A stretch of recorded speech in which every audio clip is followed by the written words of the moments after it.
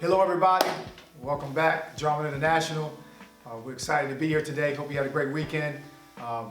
Got something special for you today, as always. Thank everybody for tuning in, for following our page. We're definitely thankful. I don't take it for granted.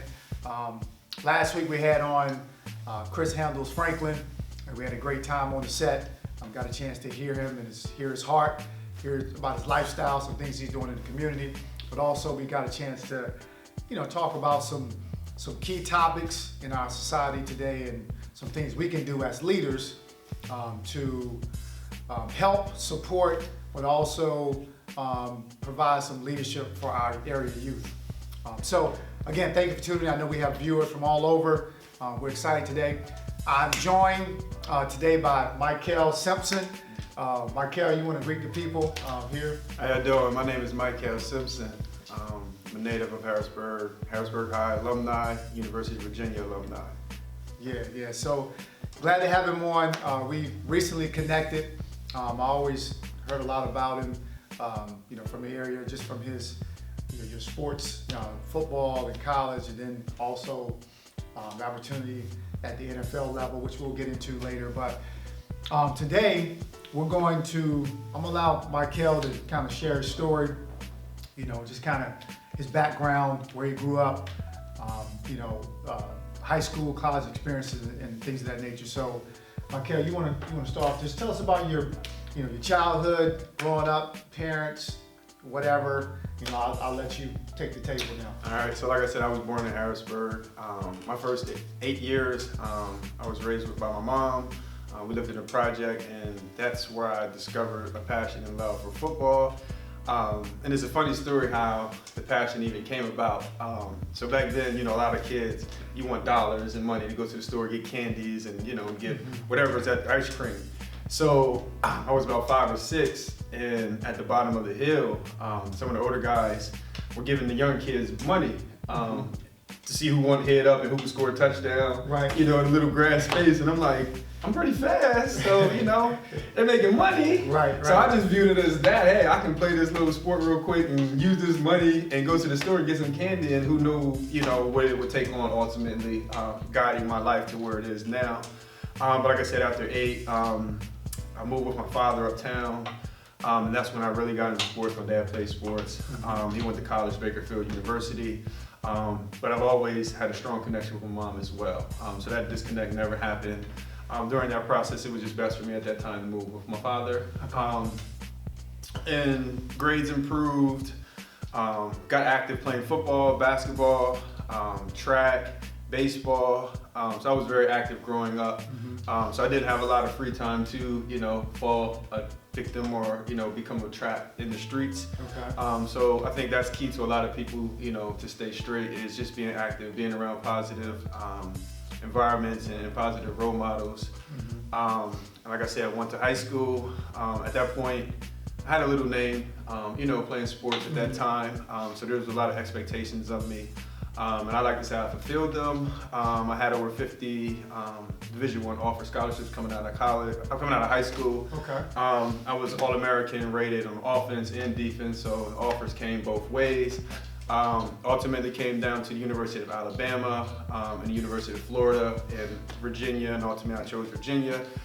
Simply for the fact that it was only 3.5 hours straight down 81, so my family and friends can still be a part of, this process and attend games. If I'd have went to Florida, Alabama, I understand they may not have came to some games, or what I mean, they would have missed a lot. And then, also looked at the academic prospect of the University of Virginia. For the past 20 years, it's been top 3 ranked academic universities in the country. So, I ultimately knew at some point, whether I went on to play in the NFL or, it ended in college, I was going to need a degree to fall back on. I was going to need that education. And like I said, the University of Virginia just made the most sense during that time. Oh, okay. Yeah, man. I mean, I'm really impressed by your story. You and I talked off the set. I've had a chance to get to know you a little bit more. Definitely impressed with, your education. You seem very intellectual, which is really good as far as being a role model, for the area youth, locally, central Pennsylvania. So I want to ask you, I'm sure you had a lot of when you were coming up, middle school, high school, a lot of guys, and you're from inner city Harrisburg, sure there were a lot of guys you were around, maybe around your circle, that didn't make it. You know, obviously, you know, a lot of guys. What do you think was the determining factor that kept you, you know, grounded, kept you away from the lures of the streets?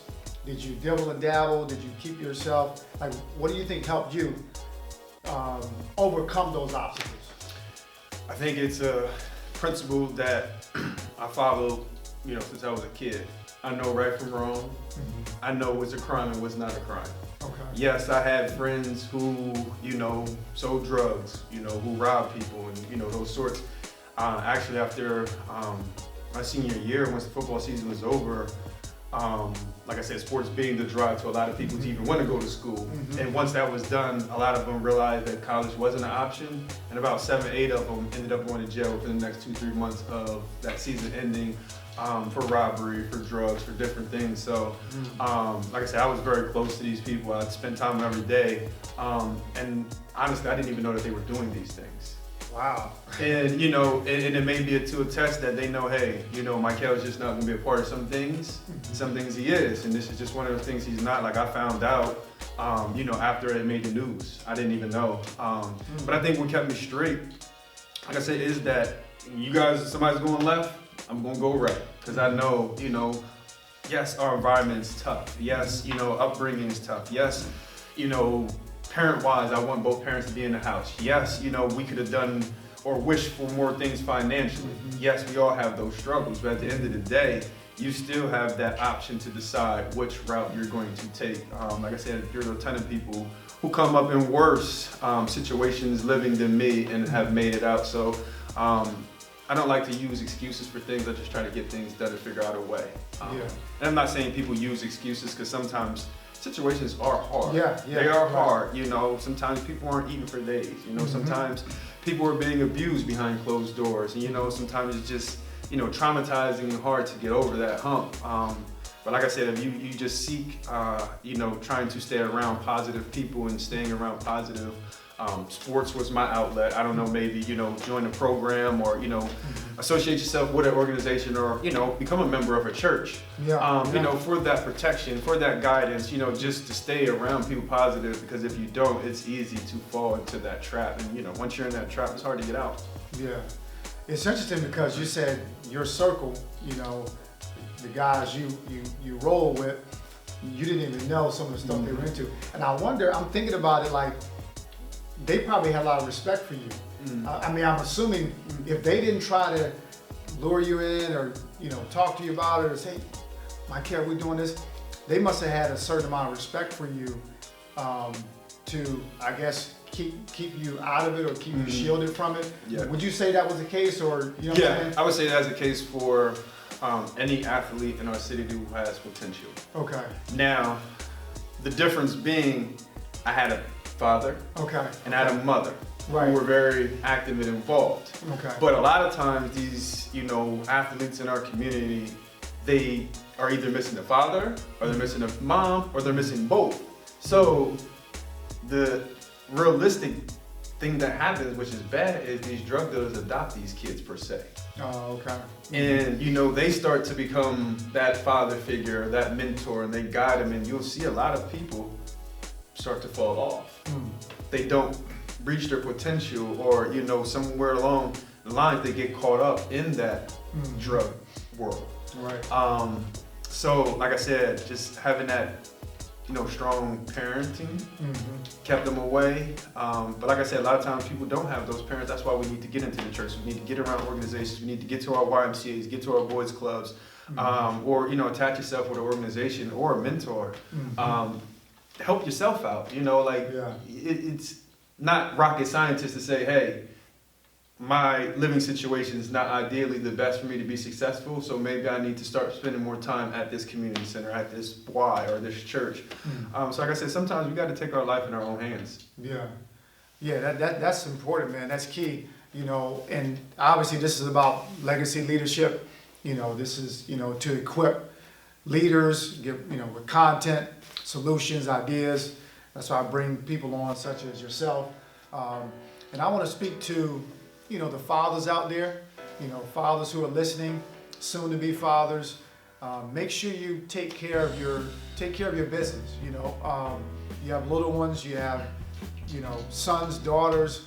Make sure that you are doing what you're supposed to do to set them on the right course. And you had that, so I just want to speak to fathers, any fathers that are listening. If you are doing that, we salute you. Keep it going. Moms, a lot of moms are holding it down in the absence of fathers. Absolutely. Especially in the inner city. We salute all the moms, but fathers, take your place. You are important. Fathers matter. When it comes to legacy and leaving a mark that can't be erased in your sons and daughters' lives. So now let's skip to college. I went to the University of Richmond. You and I talked about that. Yep, down the road. Yeah, they're right down the road, University of Richmond. I was a Richmond Spider. Wasn't proud of the mascot, a big spider walking around. But University of Richmond is one of the top academic institutions in the South. So I don't know if you was aware of that. Yep. So talking about your college experience, because you graduated with a degree, your Bachelor of Arts degree in Anthropology. Yep. Okay. Congratulations for that. So the college life, did you graduate in 4 years? Graduated in 4 years? 4. Yep. Okay, good. Because a lot of times, athletes, it might take them 6, or it might take them longer, or they never graduate. So speak on that piece. That kind of also depends on the level of college you're at. Okay. I know Division I, we didn't get to go home but for 2 or 3 weeks. Yep. So, during the summer we were taking those classes to get caught up on credits if we were behind during the year or to get ahead. But I will say one thing, and I want to make this clear. When you're an athlete, you don't really have a decision on what major you select. So the majority of my team were anthro and soc majors because that is the time slot that allowed us to take those classes. Because football meetings started at 2:30, so if any class was after 2:30, you can cancel it because football is not going to sign off on you missing practice or meetings or weightlifting to go to this class. So if I wanted to get into business, I went to, major in business down there, it would have been a no. So anthropology, was one of the ones that I had to kind of fall into, not necessarily an interest. Right. So I will want people to know that. And another thing, stereotype that I really, really do not like is, oh, you're an athlete, oh, they pass you, you'll get through. But little do you know, if you experience going to a major university, there's 400 or 500 people, sometimes more, in these classrooms, and the only identification is your social number. So your professor doesn't even know the star running back Michael Simpson is in this class, or whether this paper got turned in and this is that star running back Michael Simpson's paper because you don't know my social. Yeah. So I want people to understand what we earn as athletes. Now, I don't know how a lot of universities it is, but like I said, I can speak on Virginia. You're not getting by just because you're the star. They've actually kicked our starting quarterback out the year after we went to the bowl game. We were 9-4, played in the Gator Bowl, and the next year academically he slipped and he wasn't on the roster next season, along with my roommate who was projected to be a top 10 draft pick the following year.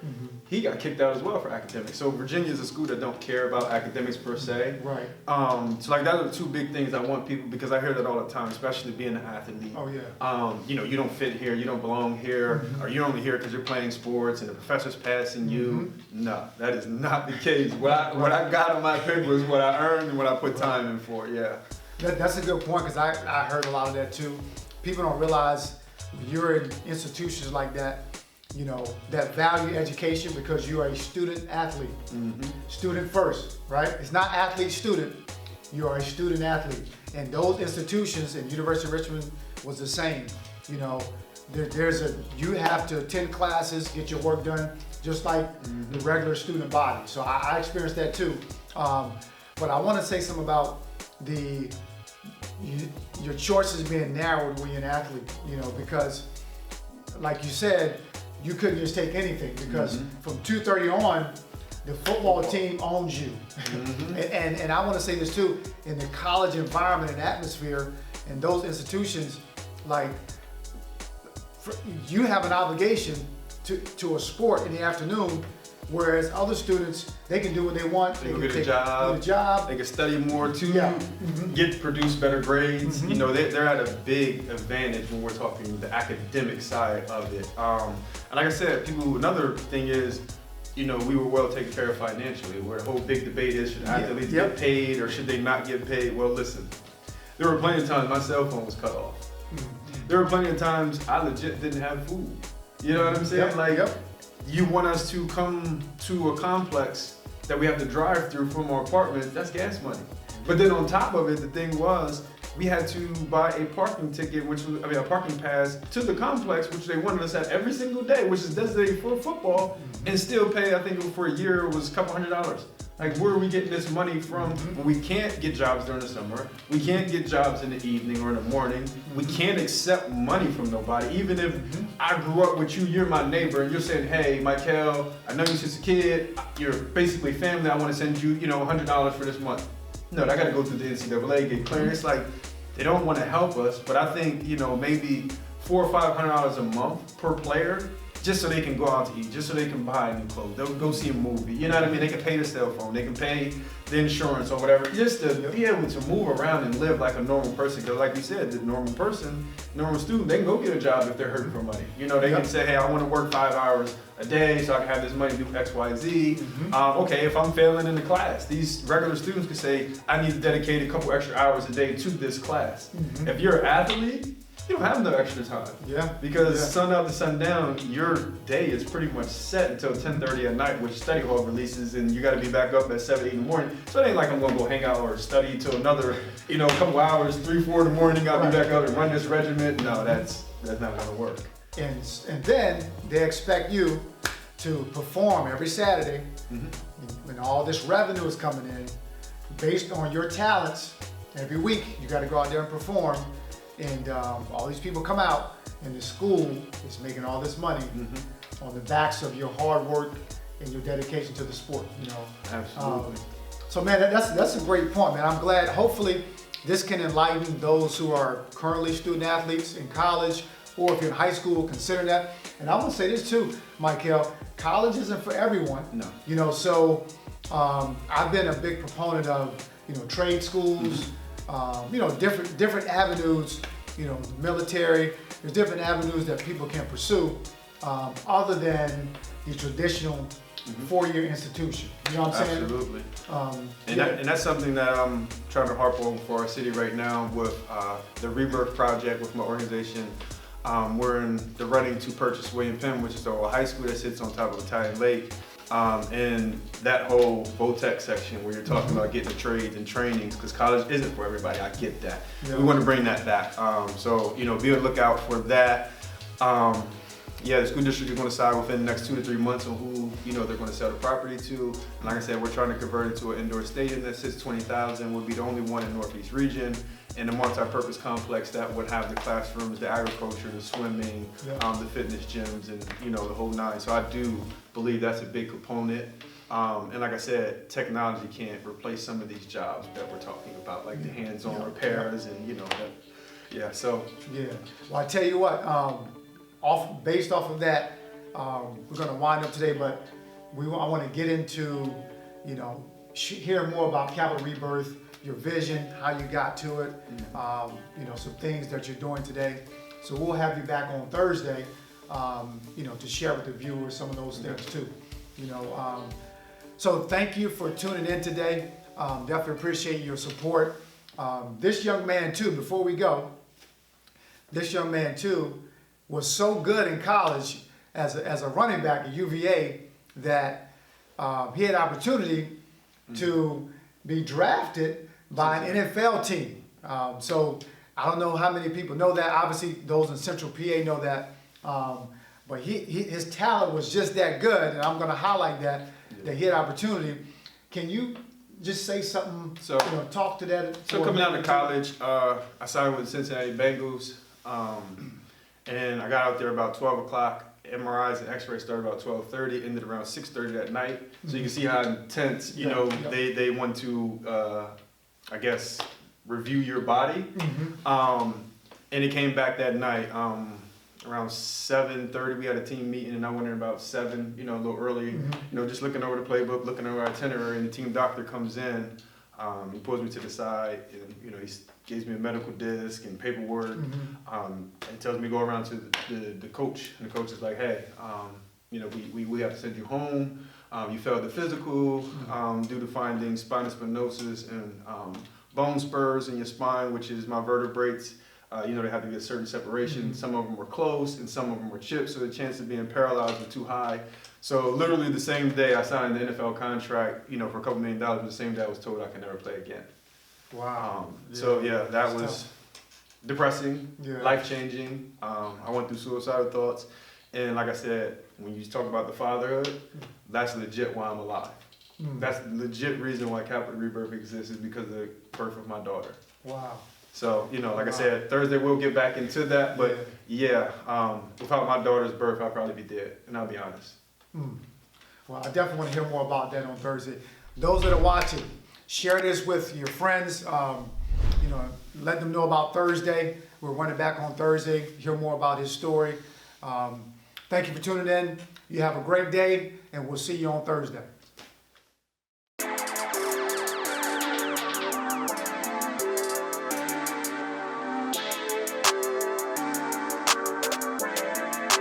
Perfect.